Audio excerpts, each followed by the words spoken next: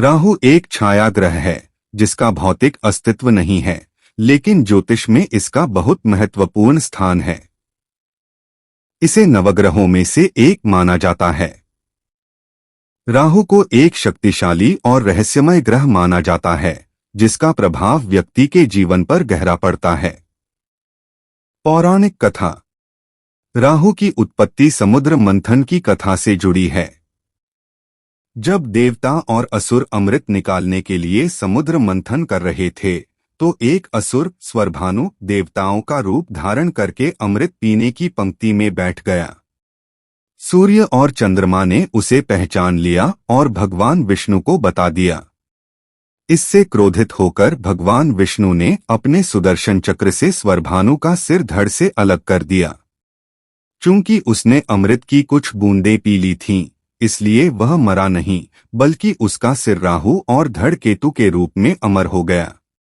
इस घटना के कारण राहु और केतु सूर्य और चंद्रमा के शत्रु माने जाते हैं और वे समय समय पर उन्हें ग्रहण लगाते हैं।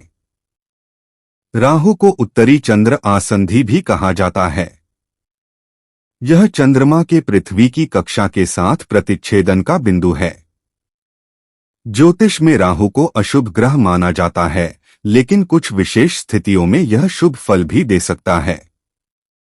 राहु को मायावी ग्रह माना जाता है, जो भ्रम, व्यामोह और अप्रत्याशित घटनाओं का कारक है। यह भौतिक इच्छाओं, महत्वाकांक्षाओं और सांसारिक उपलब्धियों से जुड़ा हुआ है। राहु विदेशी भूमि, यात्रा, प्रौद्योगिकी और गूढ़ विज्ञान का भी प्रतिनिधित्व करता है। शरीर में राहु का प्रभाव सिर, वाणी और पाचन तंत्र पर माना जाता है। राहु की महादशा 18 वर्ष की होती है, जिसे ज्योतिष में एक महत्वपूर्ण अवधि माना जाता है। कुंडली में राहु की स्थिति के अनुसार यह व्यक्ति के जीवन पर विभिन्न प्रकार के प्रभाव डाल सकता है। सकारात्मक प्रभाव। यदि राहु शुभ स्थिति में हो तो यह व्यक्ति को साहसी, महत्वाकांक्षी और भौतिक रूप से सफल बना सकता है। ऐसे व्यक्ति में नेतृत्व क्षमता, कूटनीति और अप्रत्याशित लाभ प्राप्त करने की क्षमता हो सकती है। नकारात्मक प्रभाव। यदि राहु अशुभ स्थिति में हो तो यह भ्रम, चिंता, भय और नकारात्मक विचारों को जन्म दे सकता है। व्यक्ति धोखे, व्यसन और स्वास्थ्य संबंधी समस्याओं से पीड़ित हो सकता है। रिश्तों में तनाव और कार्यों में बाधाएं आ सकती हैं।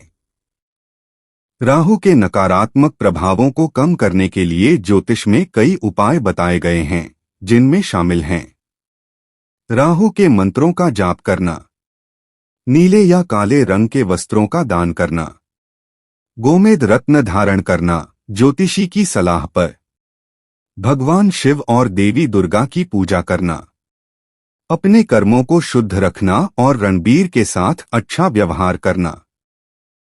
यदि आप सभी को वीडियो अच्छी लगती है तो लाइक, सब्सक्राइब और शेयर जरूर करें। धन्यवाद।